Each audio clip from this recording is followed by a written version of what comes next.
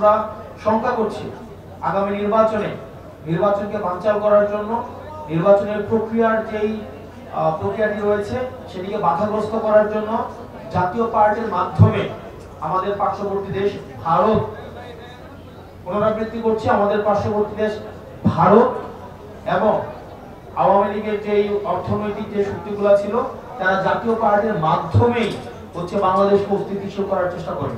প্রত্যেকটা ইভেন্টে শুধু গণতন্ত্র যে শুধু নির্বাচনটা গণতন্ত্র বিষয়টা এমন না। এই নির্বাচনের পূর্বে যতগুলো প্রক্রিয়া রয়েছে আমরা এই প্রক্রিয়াগুলোকেও গণতান্ত্রিক করার চেষ্টা করছি, যাতে করে সবার সম্পৃক্ততা থাকে এবং সবচেয়ে যোগ্য মানুষটি উঠে আসে তার এলাকা থেকে সংসদে প্রতিনিধিত্ব করার জন্য। তবে আমরা খুব শঙ্কার সাথে লক্ষ্য করছি যে আওয়ামী লীগ, জাতীয় পার্টি আমাদের এই গণতান্ত্রিক উত্তরণের পথে জাতীয় পার্টির বাধা হয়ে দাঁড়াচ্ছে। জাতীয় পার্টির কিছু পতিত যারা ফেসিবাদকে সবসময় পৃষ্ঠপোষকতা জুগিয়ে এসছে তারা আবার ডালপালা মেলতে শুরু করেছে এবং আমরা শঙ্কা করছি আগামী নির্বাচনকে বানচাল করার জন্য নির্বাচনের প্রক্রিয়ার যেই প্রক্রিয়াটি রয়েছে সেটিকে বাধাগ্রস্ত করার জন্য জাতীয় পার্টির মাধ্যমে আমাদের পার্শ্ববর্তী দেশ ভারত, পুনরাবৃত্তি করছে, আমাদের পার্শ্ববর্তী দেশ ভারত এবং আওয়ামী লীগের যেই অর্থনৈতিক যে শক্তিগুলো ছিল তারা জাতীয় পার্টির মাধ্যমেই হচ্ছে বাংলাদেশকে অস্থিতিশীল করার চেষ্টা করে। সেজন্য নির্বাচন কমিশনকে দ্রুততম সময়ে জাতীয় পার্টি নিয়ে সিদ্ধান্ত নিতে হবে। যারা এই ফেসিবাদকে পৃষ্ঠপোষকতা জুগিয়েছে, আমাদের বিগত ভোটবিহীন মানুষের অংশগ্রহণবিহীন নির্বাচনকে যারা বৈধতা উৎপাদন করেছে, এই জাতীয় পার্টি হচ্ছে ভারতের একটা এক্সটেনশন, আওয়ামী লীগের একটা এক্সটেনশন। জাতীয় পার্টির বিষয়ে চূড়ান্ত সিদ্ধান্ত নিতে হবে এবং জাতীয় পার্টির কিছু মানুষ আছে যারা গণমাধ্যমে বিভিন্ন বিভ্রান্তিকর তথ্য ছড়াচ্ছে। আমরা গণমাধ্যমের প্রতি আহ্বান জানাবো, আপনারা যখন তারা যখন কথা বলে বা তাদেরকে আমরা আহ্বান জানাবো, আমরা গণতান্ত্রিক পরিবেশকে সমুন্নত রাখতে চাই। কোন অসত্য বিভ্রান্তিকর দেশকে অস্থিতিশীল পরিবেশ তৈরি করে ফেসিবাদকে আবার রিহেবিলিটেট করে এমন ধরনের কার্যক্রম থেকে আমাদের সবারই বিরত থাকা উচিত এবং জাতীয় পার্টিকে নিয়ে অবশ্যই দ্রুততম সময়ে সিদ্ধান্ত নিতে হবে। না হয় নির্বাচনী পরিবেশ বিঘ্নিত ঘটলে এই দায় সরকারকে নিতে হবে, এই দায় নির্বাচন কমিশনকে নিতে হবে। যদি আওয়ামী লীগ বিভিন্ন নামে ফেরার চেষ্টা করেছে, জাতীয় পার্টির ব্যানারে এখন আবার ফেরার চেষ্টা করছে, যে কোনো রূপে যে কোনো চরিত্রে আওয়ামী লীগ ফেরার চেষ্টা করলে তাকে সেটি প্রতিহত করা হবে এবং হাসিনার বিচার নিশ্চিত। হাসিনার যে রায়টি হয়েছে সেই রায়টি খুব দ্রুততম সময়ের মধ্যে সেটি বাস্তবায়ন করতে হবে। যারা আওয়ামী লীগকে ফিরিয়ে আনার আলাপ দিচ্ছেন, আপনাদের আলাপ হাসিনার বিচারের পরে ওই আলাপটা প্রাসঙ্গিক হইতে পারে। আগে ফাঁসিটা হোক, ফাঁসির হওয়ার পর আমরা এটা বিবেচনা করব যে আমরা হচ্ছে আওয়ামী লীগ কি আসবে কি আসবে না, নির্বাচন করবে কি করবে না, এটা হচ্ছে ফাঁসি হওয়ার পরে আমরা সেই বিষয় নিয়ে আলোচনা হইতে পারে। তো আপনারা দেখেছেন দেশে যদি গণতন্ত্র থাকে, মত প্রকাশের স্বাধীনতা থাকে, তাহলে মানুষের যেই গণতন্ত্রের মধ্যে অন্তর্ভুক্তির যেই উৎসব মুখর পরিবেশটা সেটা আপনারা সবাই হচ্ছে অনুধাবন করতে পারছেন। আশা করি শুধুমাত্র দেশীয় গণতন্ত্র না, দেশের জাতীয় গণতন্ত্র না, আমাদের দলগুলোর মধ্যেও গণতন্ত্র থাকবে। আমাদের অনেক দল আছে গণতন্ত্র সারাদিন বলে, কিন্তু নিজের দলের কোনো কাউন্সিল নাই। আমার নিজের দলের কাউন্সিল কবে হয়েছে ওনাদের মনে আছে কিনা ওনাদের নিজেদের প্রশ্ন করা উচিত। দলীয় স্বৈরতন্ত্র রেখে জাতীয় গণতন্ত্র প্রতিষ্ঠা করা কোনোদিনও সম্ভব না। দলীয় পরিবারতন্ত্র রেখে জাতীয়ভাবে হচ্ছে আপনার গণতন্ত্র কায়েম করবে, এগুলো হচ্ছে এক ধরনের হিপোক্রেসি। সেজন্য আমরা এই দলীয় যে গণতন্ত্রের চর্চা আমাদের অব্যাহত রয়েছে, আমরা চাই সেটি অন্য দলগুলো অনুসরণ করবে। জাতীয় নাগরিক পার্টি সেক্ষেত্রে উদাহরণ সৃষ্টি করছে। মনোনয়নের মধ্যে স্বচ্ছতা রয়েছে, যেই টাকা চেয়ে মনোনয়ন দিয়ে দেওয়া, যে বেশি টাকা দিবে তাকে মনোনয়ন দিয়ে দেওয়া, এই যে সংস্কৃতি, এগুলো তো আমরা দেখছি বিভিন্ন জায়গায় টাকা পয়সা দিয়ে আসে, এরপর হচ্ছে মনোনয়ন দিয়েছে।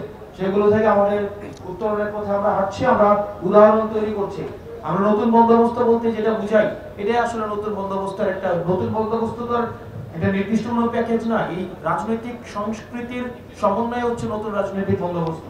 আমরা এই নতুন রাজনৈতিক বন্দোবস্ত এইভাবে আমরা গড়ে তুলবো এবং পুরো নির্বাচনী প্রক্রিয়ার মধ্য দিয়ে হচ্ছে আমরা রাজনৈতিক সংস্কৃতি জাতীয় নাগরিক পার্টি বাংলাদেশকে উপহার দিবে। বাংলাদেশ এই এনসিপি বাংলাদেশকে নতুন রাজনীতি উপহার দিবে এবং রাজনীতি অতীতের যে কনভেনশনাল পলিটিক্স এটা ডিফিকাল্ট হয়ে যাবে। যারা ভাবছেন যে পেশি শক্তি মানি ম্যান মিডিয়া এই ট্রিয়ান নিয়ন্ত্রণ করার মধ্য দিয়ে আপনারা ভোটকে নিয়ন্ত্রণ করবেন, আপনারা বোকার সঙ্গে বসবাস করছেন। জনগণকে ভরসায় নিতে হবে, জনগণের ক্ষমতায়নকে ভরসায় নিতে হবে। জনগণ দিন শেষে যে রায় দিবে সেটাকে মেনে নেওয়ার প্রবণতা থাকতে হবে। আমরা দেখছি বিভিন্ন জায়গায় বক্তব্য দিচ্ছে প্রশাসনকে নাকি কন্ট্রোল করতে হবে, ডিসি কে নিয়ন্ত্রণ করতে হবে।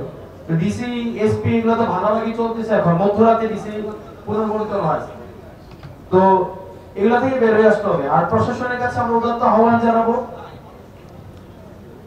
আপনারা আসলে শহীদের রক্ত এবং আহতদের আর্তনাদ আপনারা দেখেছেন। আপনারা এই প্রশাসন কিন্তু ফেসিবাদকে কাঠামোকে শক্তিশালী করেছেন।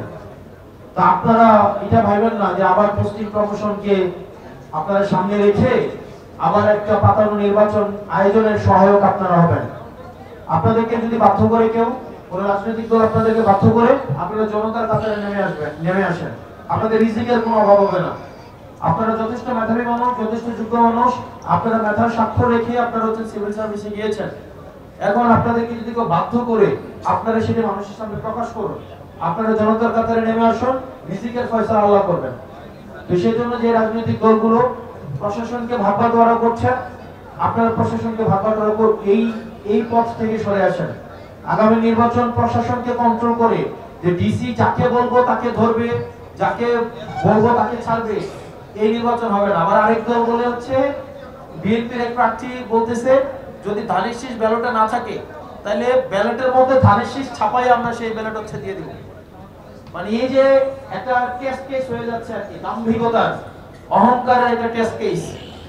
তো এইগুলা থেকে বের হয়ে আসতে হবে। বের হয়ে এসে জনগণ যাকে ভোট দেয় আমরা সেই রায় মেনে নেব। জনগণ যদি আমাদেরকে নির্বাচিত না করে সিদ্ধান্ত যদি নেয় যে আমরা ফিট না, ওকে ফাইন, আমরা এটা অ্যাকসেপ্ট করব।